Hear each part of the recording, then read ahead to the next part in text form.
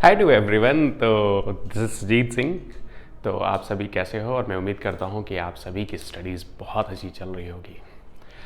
Hi to everyone, this is Sujeet Singh. Welcome to all my lovely audience on my YouTube channel. तो जैसा आपको मालूम है, इस चैनल पर हम नीट के लिए और क्लास 11th और 12th के लिए पूरी कंप्लीट बायोलॉजी को स्टडी करते हैं। ठीक है, तो अभी की जो करंट सीरीज चल रही है वो है डाइजेशन एंड एब्जॉर्प्शन, और इस सीरीज़ के 3 पार्ट हमने ऑलरेडी यूट्यूब चैनल पर रिलीज़ कर चुके हैं। तो अगर आप मेरे चैनल पर फर्स्ट टाइम विजिट कर रहे हैं तो आप वो प्रीवियस 3 लेसन्स ज़रूर देखना, आपके कॉन्सेप्ट को बिल्डअप करने में बहुत हेल्प करेगा। ठीक है, तो आज का जो पार्ट है उसमें हम बेसिकली बात करेंगे फेरिंग्स के बारे में, हम बात करेंगे ईसोफेगस के बारे में, हम बात करेंगे स्टमक के रीजन में। ठीक है, तो बेसिकली अभी तक हमने जो डाइजेशन एंड एब्जॉर्प्शन में हम बेसिकली अंडरस्टैंड कर रहे हैं एलिमेंट्री कैनाल के बारे में। ठीक है, तो चलिए स्टार्ट करते हैं आज का टॉपिक।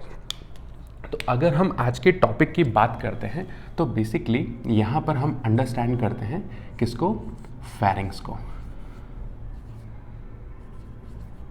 ठीक है, तो फेरिंग्स जो है वो बेसिकली वो क्या है, it is a common passage for food and air. It is a common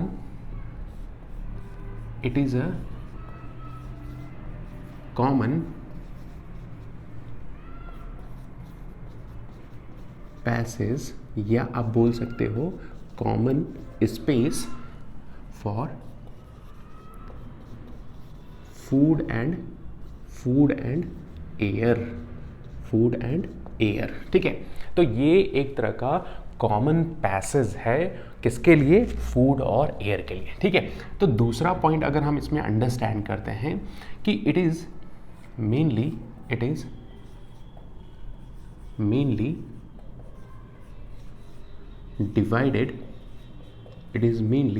divided in 3 parts.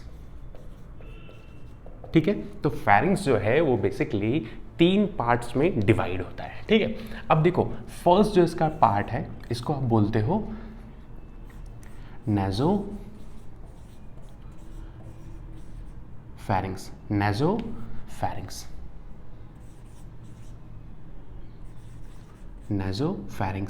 Second part को आप बोलते हो बेसिकली ओरो फेरिंग्स। ठीक है, एंड थर्ड पार्ट को आप बोलते हो बेसिकली लैरेंजो फेरिंग्स।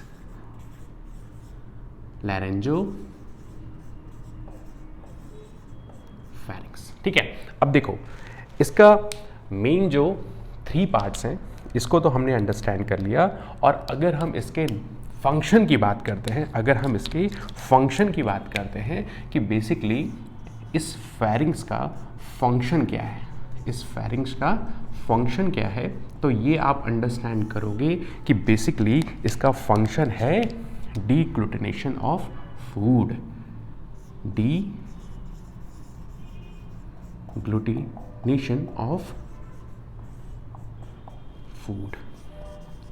ठीक है, और डीग्लूटिनेशन को ही अलग टर्म से आप बोलते हो सॉलिंग ऑफ फूड। ठीक है, तो देखो अगर आप इसके स्ट्रक्चर की बात करते हो कि ये फेरिंग्स का स्ट्रक्चर कैसा होता है, तो फेरिंग्स का स्ट्रक्चर आप कुछ इस तरीके से अंडरस्टैंड करते हो कि बेसिकली अगर आप अंडरस्टैंड करते हो ये क्या है आपका,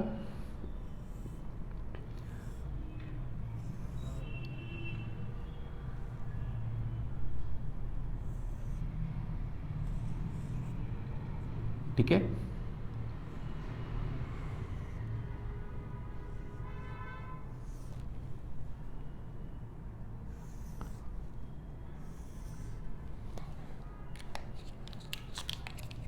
और यहां पर ये जो स्पेस है this is called your pharynx. ये क्या है आपका फेरिंग्स।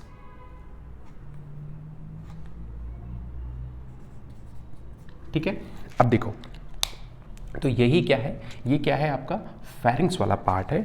और यहाँ पर अगर आप अंडरस्टैंड करो तो बेसिकली ये क्या है आपका आइज़। ठीक, अब देखो ये जो पार्ट है, अगर आप इस चीज़ को अंडरस्टैंड करो तो ये आपकी क्या हो गई, ये आपकी क्या हो गई नेज़ल चैम्बर। ठीक, ये आपका एक्सटर्नल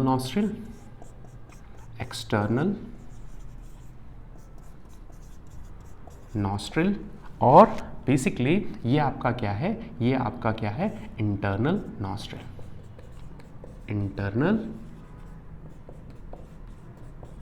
नॉस्ट्रिल। ठीक, अब देखो अगर आप अंडरस्टैंड करो कि ये पॉइंट आपका, तो जो ये ओपनिंग हो रही है इंटरनल नॉस्ट्रिल्स के थ्रू मींस नेजल चैम्बर में, ये आपका क्या है नेज़ोफैरिंग्स है। ठीक है, ये क्या है आपका नेज़ोफैरिंग्स। ठीक, और जो बेसिकली आपके माउथ रीजन में ओपनिंग है, ये जो स्पेस है इसी को आप बोलते हो, इस पार्ट को आप क्या बोल रहे हो यहाँ पर, इसी पार्ट को आप बोलते हो आपका लैरिंजोफैरिंग्स। ठीक, अब देखो होता क्या है कि ये जो है आपका ट्रैकिया की ओपनिंग है, ये जो है आपका इसोफैगस की ओपनिंग है। ठीक है, तो यहाँ से बेसिकली आपका क्या आ रहा है फूड, यहाँ से क्या आ रहा है आपका बेसिकली फूड, और यहाँ से एंट्री क्या हो रही है बेसिकली एयर। तो इस पाइप को ही आप क्या बोल देते हो इसोफैगस। ठीक, इस पार्ट को आप बोलते हो ट्रैकिया, इस पार्ट को ही आप क्या बोलते हो ट्रैकिया, या आप बोल देते हो विंड पाइप। ये बात सभी को समझ में आ रहा है।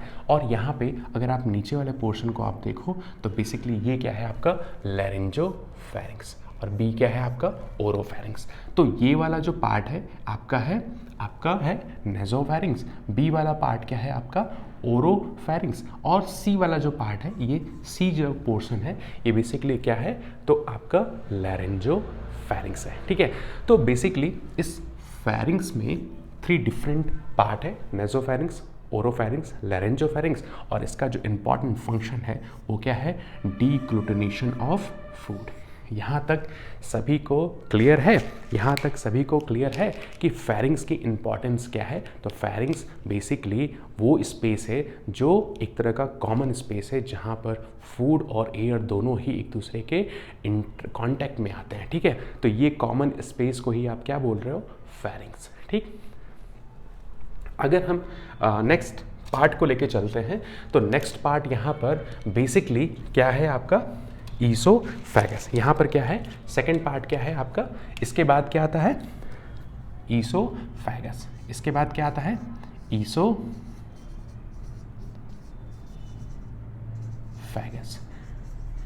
ठीक है, तो देखो ईसोफैगस जो है ना वो एक तरह की लॉन्ग और थिक ट्यूब स्ट्रक्चर है। क्या है, एक तरह की ईसोफैगस क्या है लॉन्ग और थिक ट्यूब है जो बेसिकली आपके नेक, थोरिक्स और डायफ्राग्राम को क्या करती है क्रॉस करती है। ठीक है, तो अगर हम इसके बारे में इंपॉर्टेंट लाइन लिखते हैं तो बेसिकली तो ईसोफैगस क्या है एक तरह की लॉन्ग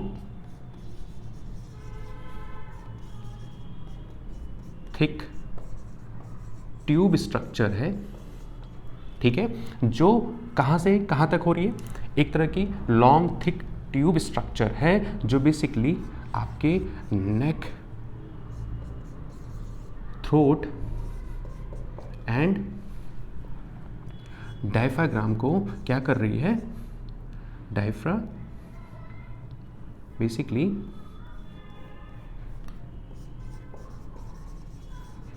डायफ्राग्राम को क्या कर रही है क्रॉस कर रही है, और कहाँ पर जाके ओपन हो रही है, open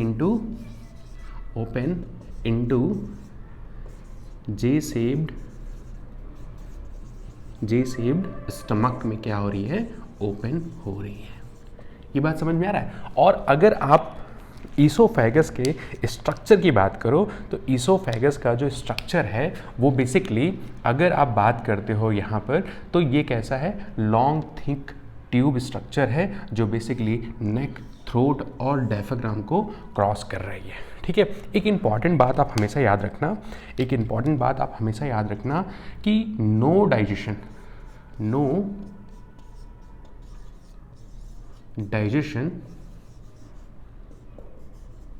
in no digestion process occur in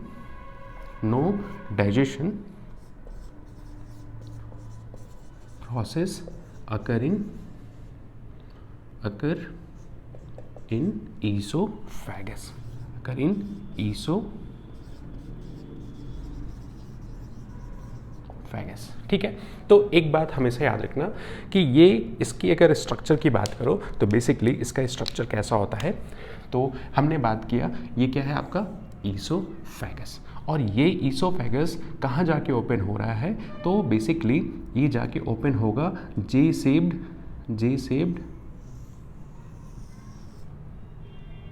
आपका स्टमक में। तो ये आपका क्या है, स्टमक है। ठीक है, तो ये आपका कैसा स्ट्रक्चर है, आपका जे सेप्ड है। कैसा है, जे सेप्ड स्ट्रक्चर है। ठीक है, ये बात हमेशा याद रखना कि जो फेरिंग्स के थ्रू फूड मटेरियल और इसकी ईसोफेगस की ओपनिंग को आप क्या बोलते हो, गैलेट। ठीक है, इसी तरीके से जो फूड मटेरियल है उसके लिए जो पाइप है ये इसी को आप क्या बोलते हो, फूड पाइप। इसी को आप क्या बोलते हो, फूड पाइप। और ट्रैकिया को आप क्या बोलते हो, विंड पाइप, क्योंकि यहाँ से एयर का ट्रांसपोर्टेशन हो रहा है और यहाँ पर फूड का क्या हो रहा है, बेसिकली आपके फेरिंग से यहाँ पर एयर और फूड दोनों ही क्या है, इसी स्पेस को यहाँ बोलते हो फेरिंग्स। ठीक है, अब देखो ईसोफेगस हमने बात यहाँ किया कि क्या है, कि थिक ट्यूब स्ट्रक्चर है। थिक ट्यूब एक तरह का क्या है, ट्यूबुलर फॉर्म में स्ट्रक्चर है। ठीक है, और बेसिकली ये आपके नेक, थ्रोट और डायफ्राग्राम, यहीं पर आपका क्या आ जाता है, आपका डायफ्राग्राम। यहीं पर क्या होता है, डायफ्राग्राम। तो ये ग्रीन कलर की जो लाइन है बेसिकली ये क्या है, आपका डायफ्राग्राम। ठीक है, तो बेसिकली ये क्या है, आपका स्ट्रक्चर है जो कनेक्ट करता है आपके फेरिंग्स, ईसोफेगस और स्टमक को हम और भी ज़्यादा डिटेल में अंडरस्टैंड करेंगे, और इसके बाद का जो टॉपिक है वो स्टमक ही है। ठीक है, तो आप इसको नोट कर लो और ये बहुत ही इंपॉर्टेंट है आपके लिए। तो चलिए स्टार्ट करते हैं अब नेक्स्ट पॉइंट जिसको हम पढ़ेंगे स्टमक के बारे में। ठीक है, तो अगर हम बात करते हैं यहाँ पर कि स्टमक क्या है, तो बेसिकली हमने अंडरस्टैंड किया कि स्टमक कैसा है, जे शेप्ड स्ट्रक्चर है। स्टमक कैसा है, स्टमक का स्ट्रक्चर कैसा है, जे शेप्ड स्ट्रक्चर है। ठीक है, स्टमक का स्ट्रक्चर कैसा है, जे शेप्ड स्ट्रक्चर है।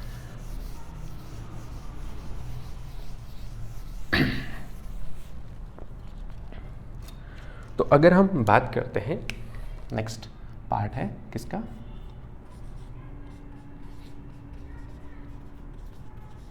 स्टमक। ठीक है, तो पहली चीज़ हमेशा याद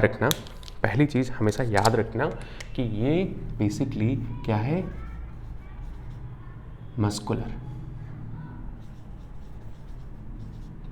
है, साथ में कैसा स्ट्रक्चर है, जे शेप्ड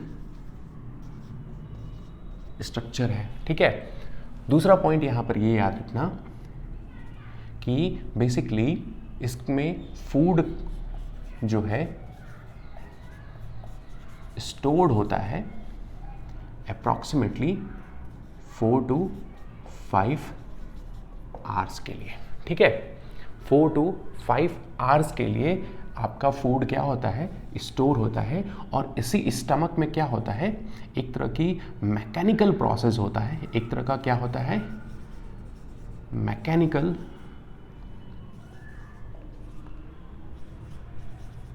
डाइजेशन होता है, एक तरह का क्या होता है, मैकेनिकल डाइजेशन होता है, और यहाँ पर जो मैकेनिकल डाइजेशन है इसी को आप बोलते हो called as churning of food. ठीक है, अब देखो चर्निंग ऑफ फूड को हम बेटर वे में अंडरस्टैंड करेंगे। अभी इसके जो मेजर पार्ट हैं आप इसको अंडरस्टैंड करो कि स्टमक के जो मेजर पार्ट हैं वो क्या क्या है। तो देखो सबसे पहला पार्ट है आपका फंडस। ठीक है, सबसे पहला क्या है आपका फंडस है। ठीक है, देन फिर क्या है कार्डिक है, देन आपका क्या है बॉडी है। ठीक है, और उसके बाद आता है पाइलोरिक। इसके स्ट्रक्चर को जब हम अंडरस्टैंड करेंगे तो वहाँ पर आपको और भी इंपॉर्टेंट चीज़ें समझ में आएगी। ठीक है, तो देखो स्टमक के बारे में हमने कुछ पॉइंट्स के बारे में अंडरस्टैंड किया कि बेसिकली स्टमक क्या है, एक तरह का मस्कुलर स्ट्रक्चर से ही मिलकर के बना है, मीन्स मसल से मिलकर के बना हुआ है। आगे के टॉपिक्स में हम अंडरस्टैंड करेंगे, जब हम वॉल ऑफ एलिमेंट्री कैनाल के बारे में अंडरस्टैंड करेंगे तो वहाँ पर हम डिफरेंट मसल्स, डिफरेंट सेल्स के बारे में हम अंडरस्टैंड करेंगे। ठीक है, तो चलो अब इसके बाद अगर हम ने जो यहाँ पर मेजर पार्ट के बारे में अंडरस्टैंड किया है तो हम यहाँ पर ये देखते हैं। और दूसरी चीज़, एक बहुत इंपॉर्टेंट पॉइंट यहाँ पर मिस हो रहा है कि इस स्टमक की पोजीशन क्या है। इस स्टमक की पोजीशन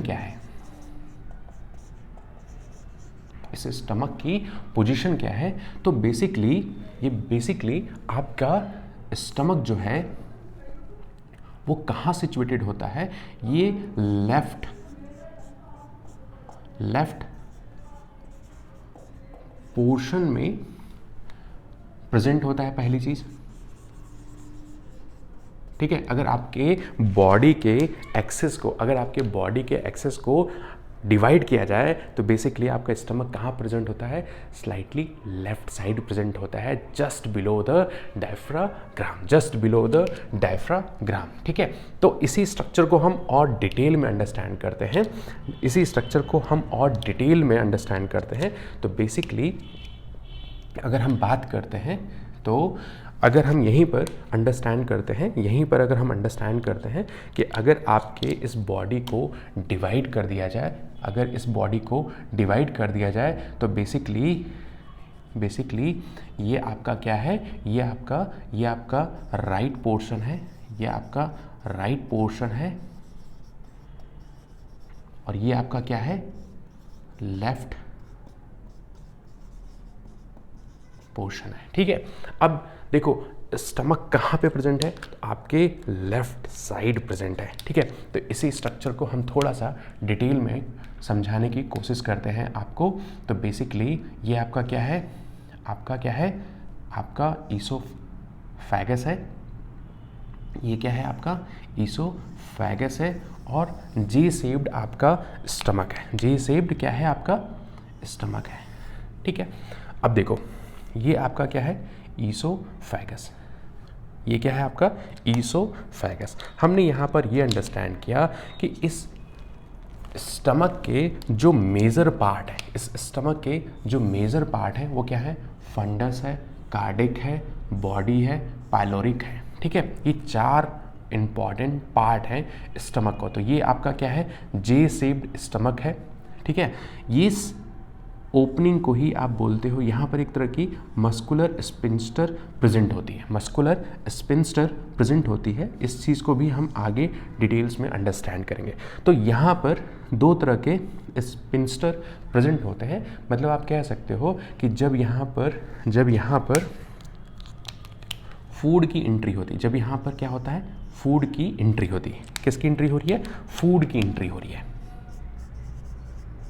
ठीक है, जो आपने फूड इनटेक यहाँ पर इनटेक किया वो कहाँ गया, आपके टीथ में डाइजेशन हुआ। ये आपका क्या है टीथ है, और यहीं पर आपकी क्या प्रेजेंट है, टंग प्रेजेंट है जो फोल्ड ऑफ स्किन से कनेक्टेड है, ठीक है। अब ये फूड कहाँ गया, फेरिंग्स में, फेरिंग्स होते हुए ईसोफेगस, ईसोफेगस होते हुए कहाँ फूड पहुंचा, आपके स्टमक रीजन में। तो यहीं पर क्या है, एक तरह का स्पिंस्टर है, यहीं एक क्या है, स्पिंस्टर है, ठीक है।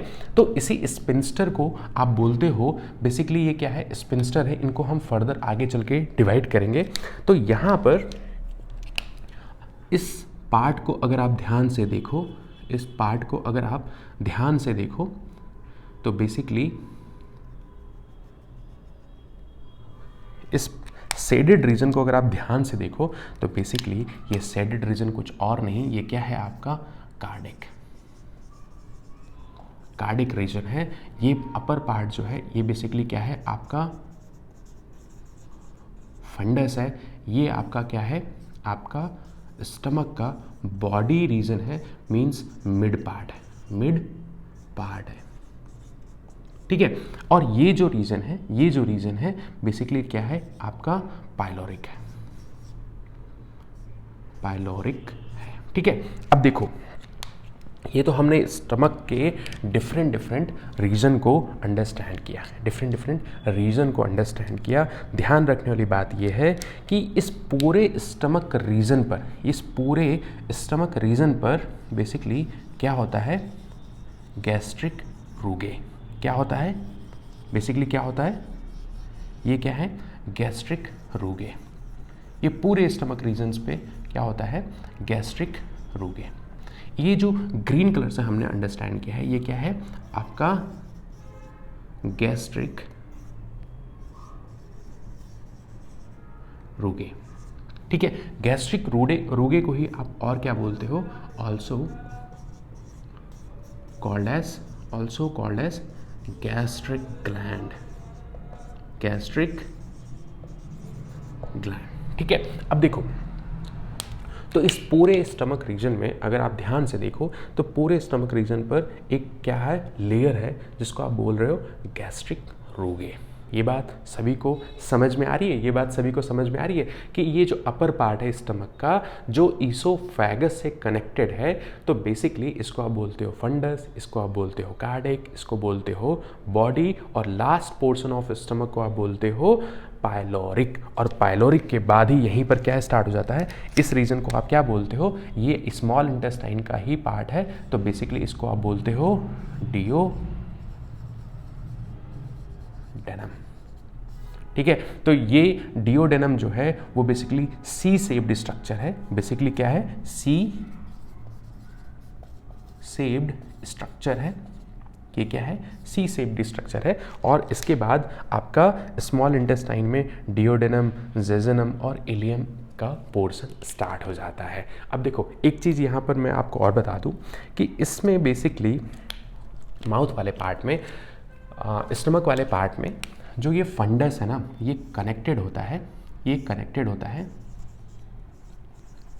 Connected with diaphragm, connected with diaphragm. Diaphragm को हमने यहाँ पे डी से रिप्रेजेंट कर दिया, तो आप समझ जाना कि ये क्या है, डायफ्राग्राम है जो फंडस, क्योंकि यहीं पर क्या होता है, यहीं पर क्या होता है, आपका डायफ्राग्राम होता है, यहीं पर क्या होता है, डायफ्राग्राम प्रेजेंट है, यहीं पर क्या है, आपका डायफ्राग्राम है। ये क्या है, ये क्या है, आपका बेसिकली डायफ्राग्राम। तो ये क्या है आपका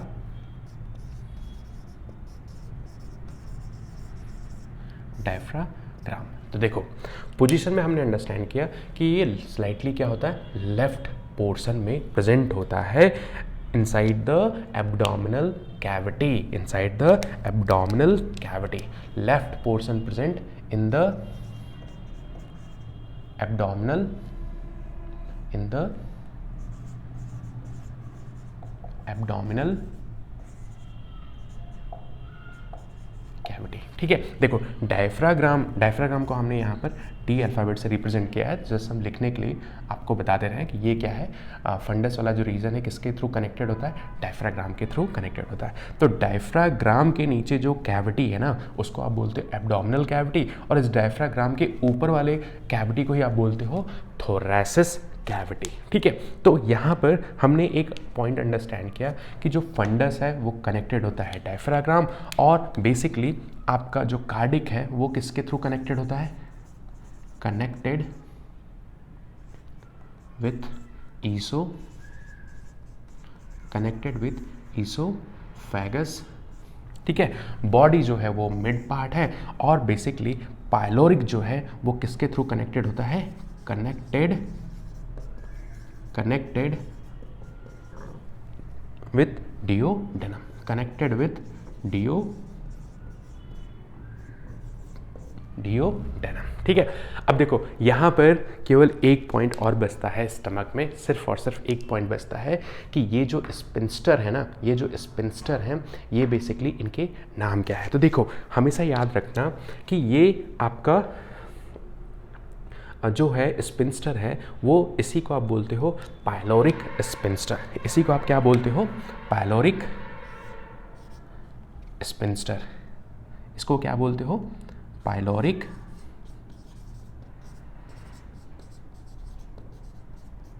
स्पिंस्टर। ठीक है, और इसको क्योंकि ये ईसोफेगस के पास ये स्पिंस्टर प्रेजेंट है, इसीलिए इस पॉइंट को आप बोलते हो, इस स्पिंस्टर को आप बोलते हो ईसोफेजियल स्पिंस्टर। ठीक है, अब देखो ये पायलोरिक स्पिंस्टर और ईसोफेजियल स्पिंस्टर जब ये पूरी तरीके से बंद हो जाएंगे, जब ये पूरी तरीके से क्या हो जाएंगे, बंद हो जाएंगे, अगर ये पूरी तरीके से क्लोज्ड हो जाएंगे, पूरी तरीके से क्या हो जाएगा, क्लोज्ड हो जाएगा। ठीक है, ये क्लोज जब होंगे, जब ये दोनों ही क्लोज हो जाएंगे, तब यहाँ पर फूड का क्या होगा, तब यहाँ पर जो फूड प्रेजेंट है इसी का क्या होगा, churning of fruit, churning of क्या होगा, फूड। तो चर्निंग जो है एक तरह का कैसा प्रोसेस है, मैकेनिकल प्रोसेस है, और ये मैकेनिकल प्रोसेस आपका कहाँ पे हो रहा है, तो आपके स्टमक रीजन में हो रहा है। जब ये दोनों स्पिंस्टर क्लोज हो जाएंगे तो स्टमक में प्रेजेंट, क्योंकि स्टमक में जो फूड मटेरियल है वो लगभग कितनी देर के लिए प्रेजेंट होता है, 4 to 5 आवर्स के लिए प्रेजेंट होता है। और यहाँ पर बेसिकली आपके स्टमक में जो डाइजेशन की प्रोसेस हो रही है उसमें कैसा प्रोसेस है, मैकेनिकल प्रोसेस है। ठीक है, देखो मैकेनिकल प्रोसेस जनरली आपके टीथ की हेल्प से होता है, स्टमक में होता है, और फिर आपके जो नीचे है इंटेस्टाइन, स्मॉल इंटेस्टाइन और लार्ज इंटेस्टाइन। तो स्मॉल इंटेस्टाइन में बेसिकली क्या चल रहा है, पेरिस्टाल्सिस मूवमेंट हो रहा है। पेरिस्टाल्सिस मूवमेंट भी एक तरह का कैसा प्रोसेस है, मैकेनिकल प्रोसेस है। तो ये हमने अंडरस्टैंड किया फेरिंग्स का स्ट्रक्चर, हमने बात किया ईसोफेगस के स्ट्रक्चर, हमने बात किया स्टमक के पार्ट्स को। ठीक है, तो ये आपका इंपॉर्टेंट पॉइंट है, इसको आप ज़रूर नोट कीजिए और कोशिश कीजिए कि इसे आप एटलीस्ट एक बार अपनी एनसीईआरटी या जिस भी बुक को आप रेफ़र करते हो ना, उस बुक से एटलीस्ट एक बार आप ज़रूर रीडिंग लेना। ठीक है, तो ऐसे ही कनेक्ट रहिए। अगर आप मेरे चैनल पर नए हैं तो इस चैनल के लिंक को ज़्यादा से ज़्यादा अपने फ्रेंड सर्कल में शेयर कीजिए, ताकि सभी बच्चे बायोलॉजी के कॉन्सेप्ट्स को और भी अच्छे से अंडरस्टैंड कर सकें। Thank you.